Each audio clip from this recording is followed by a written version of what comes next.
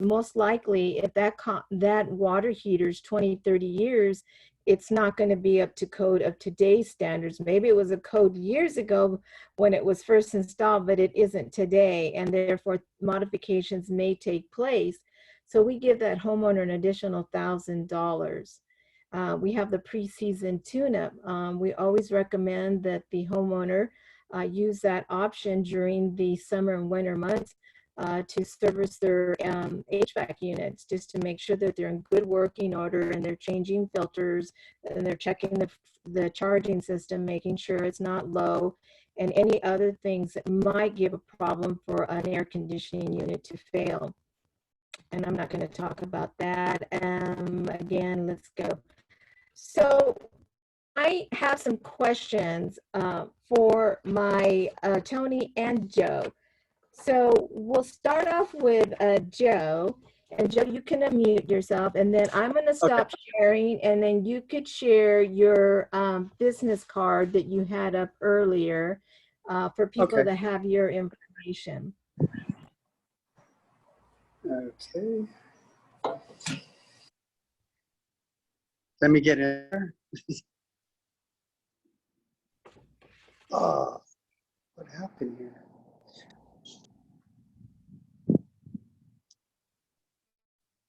There should be a button at the bottom that says share. That's share content. Okay, I hit the wrong thing. I'm sorry. It's okay. I'm learning, guys. I'm learning. Okay. Let me find my, I had it all set up and then I had to switch. There we go. Okay. Okay. Did it come up? Yes, it did. Okay, perfect. Thank you. Okay, so Joe, we're going to talk about the water heaters. What type of maintenance and what are the benefits? Average lifespan and average cost of replacing a water heater. Could you elaborate a little bit on that? Sure. Typically a yearly maintenance is something that we recommend. Come out, evaluate the water heater, make sure it's functioning properly. Along with that, go ahead and drain it, try to get out any minerals or sediment that might be building up in the tank. And that would prolong the lifespan of the heater. Now, in terms of cost, it all depends on location of the heater, first floor, second floor, and what kind of code upgrades would need to be made, if any. And a lot of times there are at least a couple that need to be made. So the price would vary. I mean, something like a simple swap out, saying that everything's up to code, would probably run around $1,600 versus something that's got to be brought up to code. And it would vary depending on what things are needed. But it could run upwards of $2,500 to $3,000. Wow. See, and we don't have a dollar limit on that. So that's a beauty about having a home warranty. It definitely is. Yeah. So what is the average? You talked about the cost. So what have you seen as far as the average lifespan? That again will depend where it was installed. If it's outdoors on a concrete platform, it's probably not going to last as long if it's on a raised platform. Okay. You know, the elements have a lot to do with it. So a water heater that's located inside the garage per se, elevated, would probably last about 15 to 20 years versus something outside that may last you 10 to 15. Okay. Good to know. Good to know. And the reason why I asked that question, and Tony, hold on to this question too, is because when the home inspector goes out, he's going to note, and remember to chime on this later, Tony, or if you want to chime in now, that these is really relevant, because then when you're getting a home warranty, you're sometimes limited on dollars from your seller.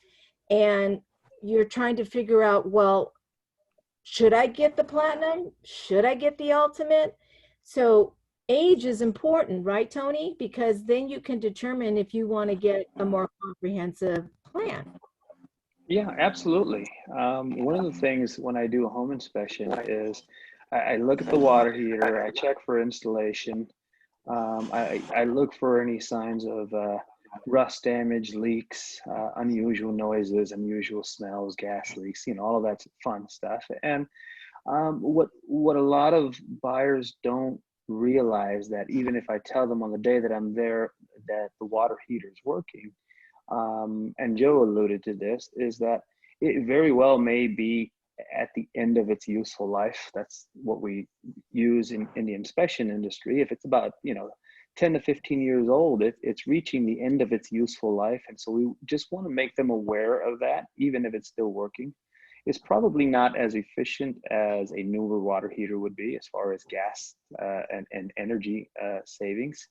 And it's something that this is where the maintenance that Joe alluded to right now is critical moving forward, because most people, including myself as an inspector and a contractor, don't give our water heaters maintenance that they should have. And home buyers will come in and say, hey, well, my water heater was working fine. My inspector said it was working fine, so I don't have to worry about it again. Yeah, and actually that is probably one of the most common things I get when homeowners are asking for a service call on a water heater. They're saying, well, it worked at the time of inspection. But then Joe alluded that, sometimes these are at the tail end of their lifespan, and they're going to go out at some time. Just when is that going to happen? So Joe, let me ask you this. When replacing, what type of code violations do you see corrections are most common inside a water heater? Most common would be, especially if it's an older heater, would be earthquake strapping. The proper earthquake strapping is the first and foremost that I see. Sometimes ventilation, because that's going to be, if it's original, it could be rusted, falling apart. Those are the main things. There's other little things. For instance, if the home has water pressure, they'll have what's called a pressure regulator. And whenever they have a pressure regulator, they're supposed to have, per code, they're supposed to have a thermal expansion tank on the cold water line. And what that does is it prevents pressure buildup from behind. Gotcha. Without that, or without a pressure regulator, that water heater is going to be pushed to its limits, and the tank will end up failing, splitting, and leaking. Okay. Yeah. So that makes, so what I see out there during home inspections is that the most tank water heaters have what we call a temperature pressure relief valve on the side, and most people have seen it. There's a little valve on the side of the water heater, and it has a little pipe that comes down the water heater, and most of the time that pipe is missing. Or sometimes on the older ones, like Joe just said, the older water heaters don't have the temperature pressure valve. And basically what that valve does is that if the pressure in the tank gets too high, the temperature gets too high, and I had one just yesterday where somebody turned the water temperature valve all the way up. And so if the pressure gets too high, that tank can actually explode without the temperature pressure relief valve. And I have some interesting photos on my website of what it looks like when the tank explodes, and it's not pretty. So that valve is designed to open up and release some of that water and some of that pressure off of the tank. Now, the reason why that's important is that it's required to have a pipe that's routed to the outside of the house, and it terminates on the outside of the house. If for whatever reason that valve opens up or it leaks and it's not routed to the outside, one, if you happen to be close by, because those valves are usually at the top of a water heater, if you happen to be close by, that water that's coming out of that tank is scalding hot. Yeah. And two, if you happen to not be home and not see this, you can come back home to a flooded house, Right. or a flooded garage. So I see that a lot. I see a lot of homeowners on older houses move water heaters from inside the closet inside the house. They'll move it outside, or they'll move it into the garage, and then they don't vent it properly, like Joe just said. And venting problems, if it doesn't vent properly, what happens is all that combustion gas that's rising from the burners that's heating the water, if it's not venting to the outside, it's going to vent inside the house. Gotcha. And now you have carbon monoxide, you have all these other combustion gases, which are present a whole other type of hazard. So those are very common things that I see. Joe, this question's for you. So tankless versus standard water heaters, pros and cons. What are the pros and cons we see? And the reason why I bring it up because many people are doing tankless. So let's just say a buyer goes in to purchase a home that has tankless water heater, and doesn't understand that it's not your regular, and it may discourage them from buying the home, or maybe things they should be aware to ask while they're going through their inspection. So what's the difference between the two? Well, the biggest pro with a tankless water heater opposed to a conventional is that you're going to get endless hot water. The one thing that a lot of people misappropriate, they think they're going to get instant hot water. It's not going to be instant. It's going to take a few moments to get there. Once it gets there, it doesn't matter if you take a shower for an hour or 2 hours, it's going to be endless hot water. So if you have a household with many people living there, it's very beneficial. If you're buying a home that already has a tankless, you're already ahead. Okay. Now, if you're buying a home that has a conventional tank water heater, the only con I could see is the cost of changing from conventional to tankless. You're going to pay an upfront fee right there, and it's going to take several years to get your money back from that. So that's the only downside to that, is the upfront cost if you're buying a home that has a conventional tank water heater. Gotcha. Well, just so you know, Old Republic does have tankless water heater coverage on our brochure. So we cover both tankless and also the regular. So when what is it? Let's see. What are some of the red flags to be aware on a home inspection regarding plumbing?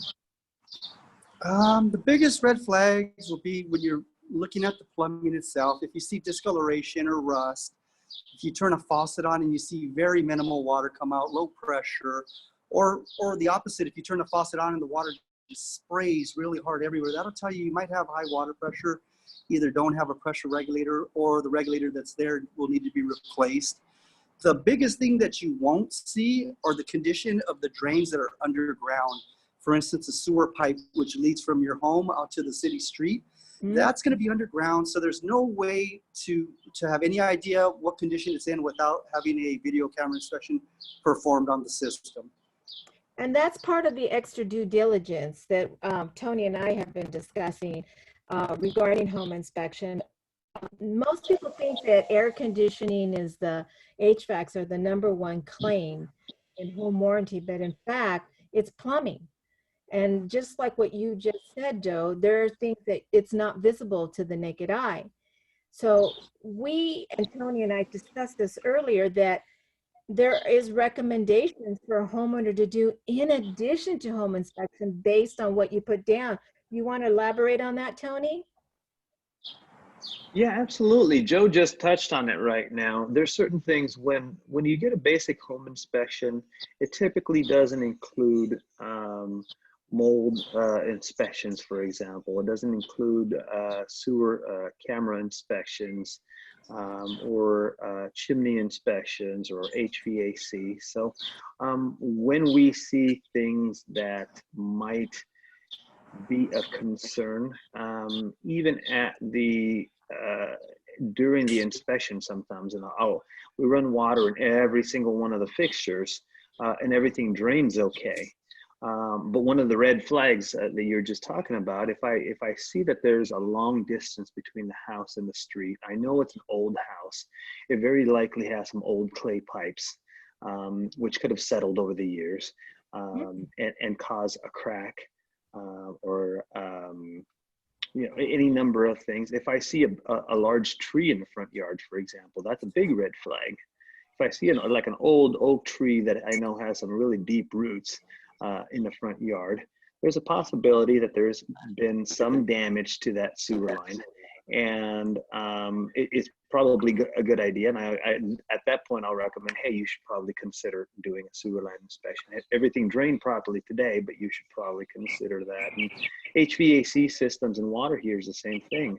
It's the same thing I said about water heaters. If I see a heating and air conditioning system that is 30 years old, even if it's running at the time that I do the inspection, I'm probably going to recommend they get a service call and have an HVAC person come out and at least sign up with an HVAC company for whatever their service contract is.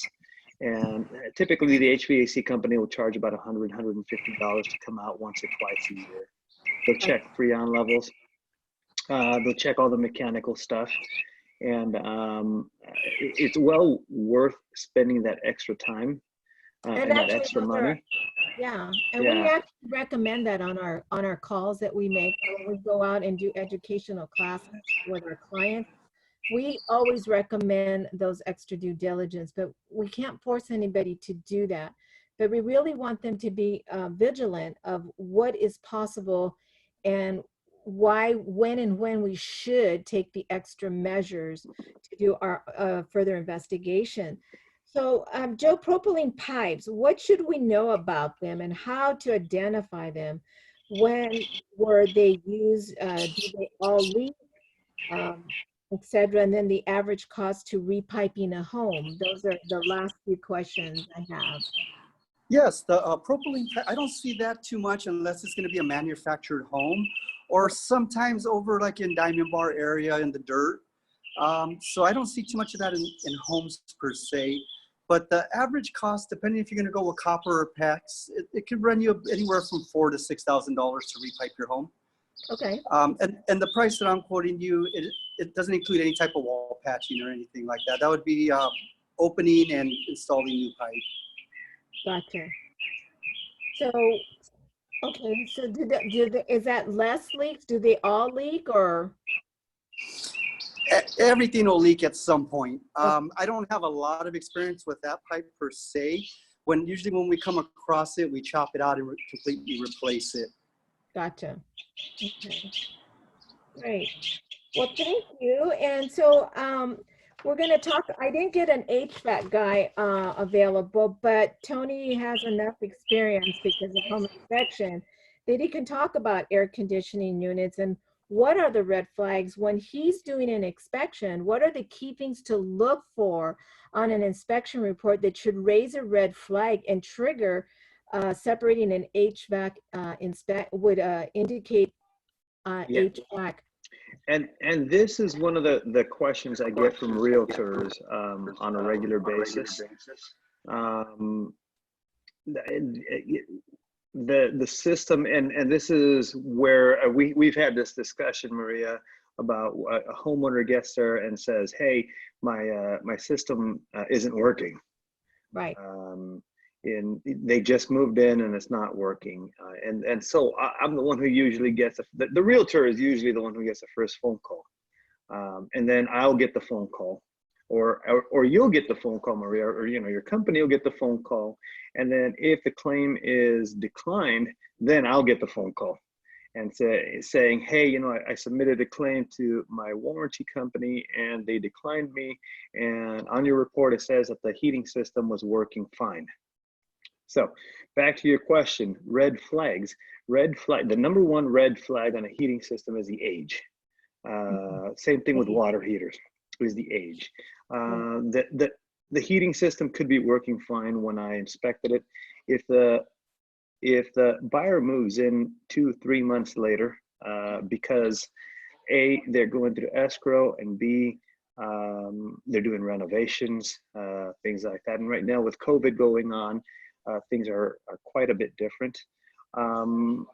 Any number of things could happen. So I look out for signs of aging on the system.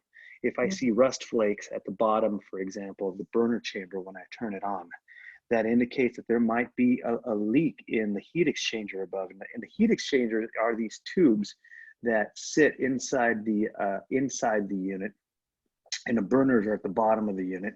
And the hot air rises basically and is blown in between these tubes, and these are sealed along the top. They're welded along the top, and over time they rust. And if they rust enough, they're going to have a hole along the top of the heat exchanger, and then those combustion gases from the burners are going to start mixing with the clean air that's being pumped throughout the house. And then you have carbon monoxide. So one of the things I look for is I look for signs of aging in the unit. So even though it's working today when I did the inspection, I point out, hey, listen, it's an older unit. This one you might actually want to get that service contract from a heating and air conditioning company and do periodic monitoring on it, because it is coming to the end of its useful life, and just keep it on your radar, like Joe said, as a potential future expense. Yeah, and see, and you touched on something regarding the corrosion and those sediments that build up.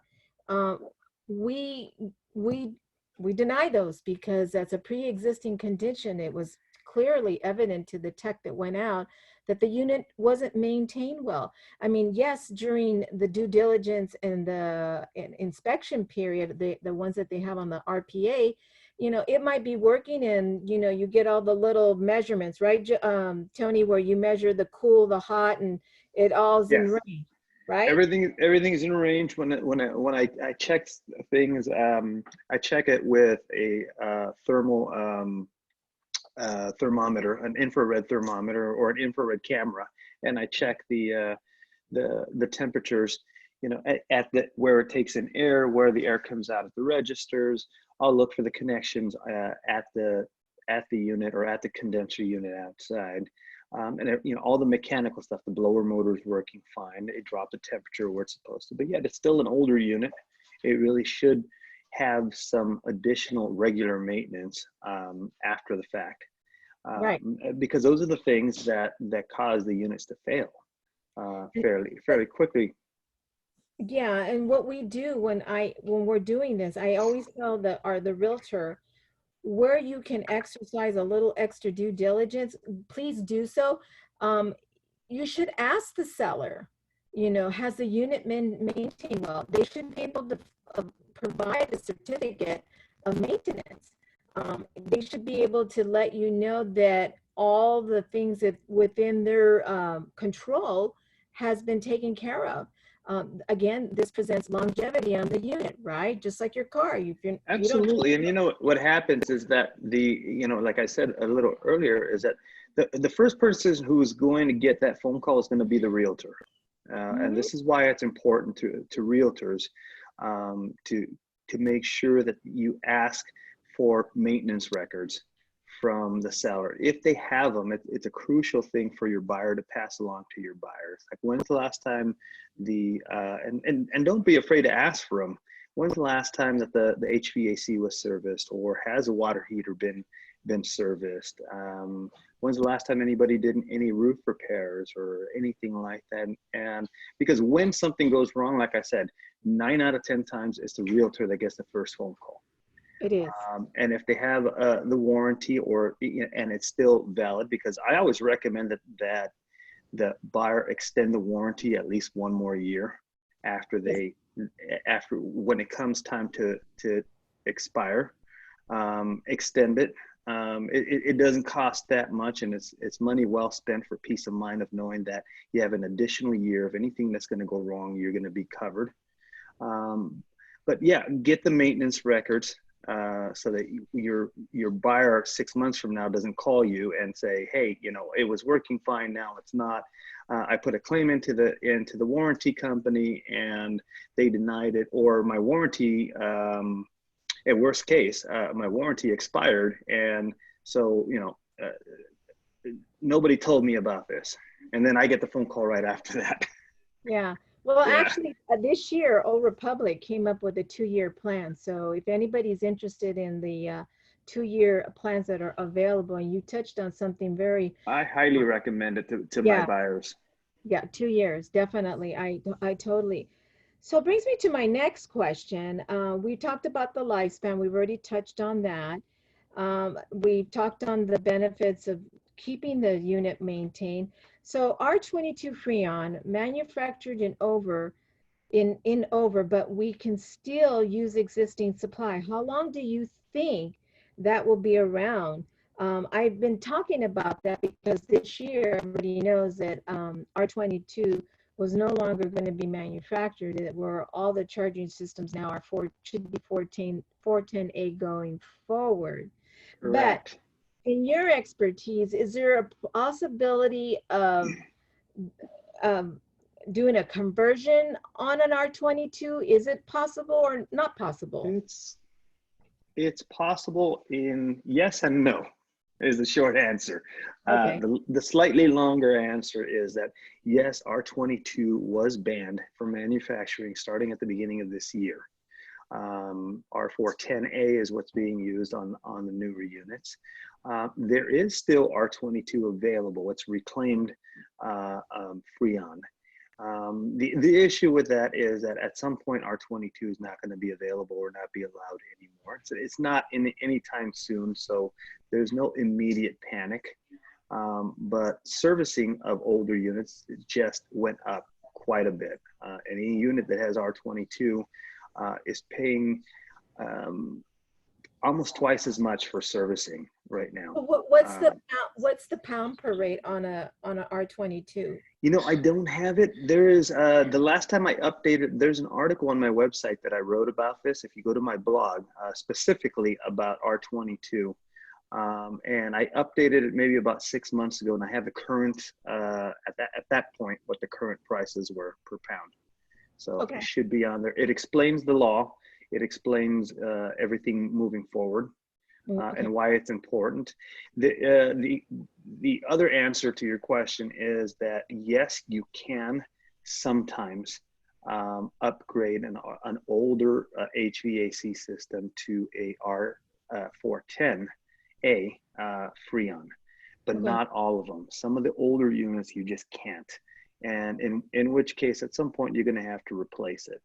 Pretty much. On the newer units, you can replace out the pump and not replace the entire system and have it recharged and you're fine. But the older systems, very likely you'll just end up having to replace the entire system. So again, something to keep in your radar. So if you know that, and I tell this to my customers, if you know you have an older unit, I always put a caveat. Technically it's not a defect, but I always put a caveat on a report saying, hey, FYI, you have an older unit, it has R22. Keep in mind that it's going to be a little more expensive to maintain, and that you should be maintaining it on a more regular basis. Get that service contract with a local heating and air conditioning contractor. Have them come out once or twice a year. Check the Freon levels, check the filters, check all the connections, all the mechanical things like the blower motor. Give it more maintenance because it's like an older car. If you have an older car, it's going to require more maintenance than a brand new car. Oh yeah, my Camry's hitting 200,000. Actually, I did the other day, and I cheered. I go, yay! Maybe I get another 100. I don't know, but I hope I do. So my next question is Title 24 ERS testing. What is this, and when is this required? Oh, you're muted, Tony. Sorry, yeah, I muted myself. HERS testing is required on newer units, on brand new units, basically. And so I can't remember. A HERS test is basically a leak test on your duct system, and that's required for new units. So I see a lot of buyers and a lot of contractors get stuck on that because they'll go pull the permits for the HVAC system on a newer unit. And this doesn't have too much to do with home inspection, but I'm still a licensed contractor, so I run into a lot of people who are doing this. They'll pull the permit for HVAC system, they'll install it, and they say, hey, we're good. When they go get that final inspection from the building department say, hey, nope, sorry, you still have one more step. You have to get a third-party, independent company to come out and test the duct system. It's called a HERS test. And they have to certify that the duct system is in good working order and it's not leaking inside the walls, leaking inside the attic. I had one this morning, actually, that I went to go do a re-inspection where it's in the ceiling. It's a 2-story townhouse out here in Glendora. And in the ceiling, it appears that one of the heating ducts is disconnected because the thermal camera picked up a large area right outside of the heating register that it looks like the duct is leaking inside. So you're blowing a lot of hot air into the ceiling And this is what the HERS test does. It tests the ductwork to make sure that it's not leaking, and it has to be certified. And so it does add an extra step when you're installing a new system, and it also adds an extra expense. And a lot of people don't see that coming, but it's primarily for brand new units, but you can have a HERS test done on an older unit to see if your ducts are leaking. Okay, so typically how much does that cost? It's almost $200 just for the HERS test. Okay, so when would you recommend they do that, as they're doing their due diligence for the As they're doing their due diligence, it might be a good idea to do it. During the home inspection process, if there's an attic and we can get inside the attic, we're going to look at the duct system. Or if the ducts are in the crawl space, we're going to look at the duct system. If I see that somebody, I run into this in attic spaces a lot, is a maintenance man went up there for X, Y, or Z reason, leaned on one of the ducts, and now the ducts is about this, it's crushed. okay. So you're not getting good airflow, or disconnected one of the ducts by accident when they were doing electrical work. It's leaking in the attic. Or sometimes if the heating and air conditioning system, I had this recently, is in the garage, and I look at it with a thermal camera, and I see that you're losing a good amount of air in the garage, where all the connections are. Those are the times that I'll say, hey, you know what, you really should probably consider doing a HERS test. Get your heating and air conditioning company to come in here and reseal all the ducts so that you're not blowing cold air or hot air into the garage or into the attic. Gotcha. Well, interesting. I want to open it up for Q&A, but I have one little story regarding, I don't see Joe on the call anymore. Maybe he had to go. I know he said he was limited on time today. But I actually had a home warranty where they had the external pipe leak coverage. The homeowner moved in, was there for about a couple of weeks or so, and their plumbing completely stopped. So they called in Old Republic to get their maintenance, their service call in. And what happened was the pipe was located on their property line connecting to the sewer, but it was in an area that it was not accessible to. So home warranty doesn't cover entrance, creating access. So the homeowner had to pay excavation. Once they excavated, we sent back out our tech. They went in and they did everything. The pipe was old. They didn't do the sewer scoping during the due diligence. So they went in and it collapsed due to no more wear and tear. We do offer on our plan a limited amount for the outside external pipe leak coverage that is failed due to no more wear and tear, of course. But the bill came back at $26,000. Our plan limit doesn't go $26,000. So, wow. Yeah, and that was pretty scary. My heart melted for those people because I cannot imagine moving into my dream house and then discover on top of that what I had to pay to get there. And now I've got this astronomical bill. But that's probably something they could have ran through their property casualty insurance. I'm hoping they could, because probably, yeah. There are a few things, and I'll touch on this right now. And I have some on my website. There's a few things, I get asked this all the time during the home inspection. When should I do a sewer scope? Please answer that. Thank you. Here's a few indications. One, either something's been disclosed already in your disclosures. They have frequent stoppages, or they know that something has happened. Two, if I find that 2 or 3 of the fixtures during my home inspection are not draining properly, there's probably a bigger stoppage somewhere down the road. And I'll recommend it.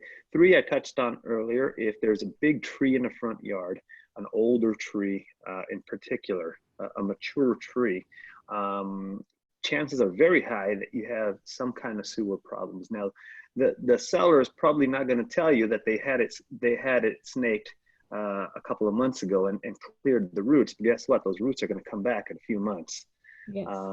And you're going to have an issue with drainage. 3 is the distance between the house and the street. If it's an old house and it has the Orangeburg pipes, it's a pipe system that was put in the 1940s, 1930s all the way to about 1950s. That type of pipe doesn't actually break; it actually crushes, and then it doesn't drain.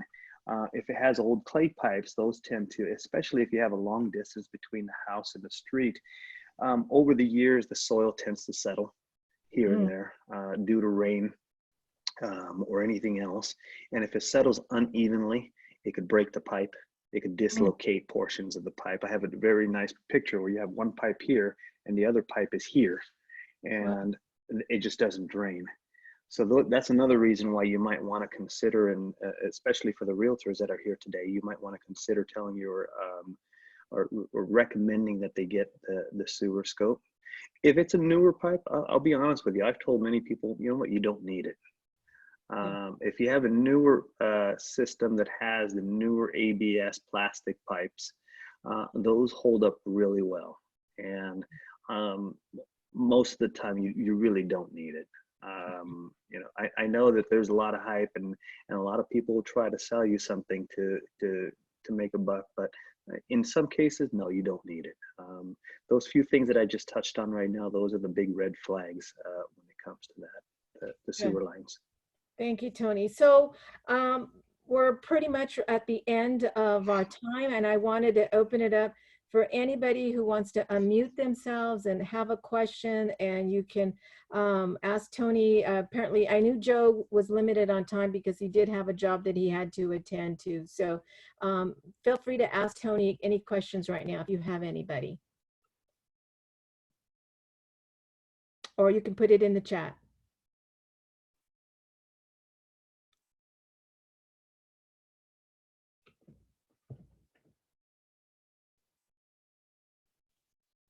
Okay, well, I think we did. Yeah. So I'll say what you've heard me say this, Maria. For the realtors that are here today, please don't hesitate to give me a call if you have a question. You don't have to order a home inspection. I make myself available. I've been in the business for 22 years. I've been a licensed contractor for 20. I am a certified building and construction inspector. So I know the codes back and forth. I don't hesitate. Phone calls are always free. And I mean this. So anytime you have a question, give me a call. Excellent. Well, thank you everybody for attending. We really appreciate your time. We hope that this brought you, enlightened your palate in terms of home warranty. What are the things to look for, and what are the right questions to ask at the time of your due diligence? You guys have a blessed week. And again, thank you. And thank you, Tony. Thank you, everyone. Thank you, Joe. Thank you, Maria. See you soon. Thanks, Stephanie. Thank you for helping me. Appreciate it.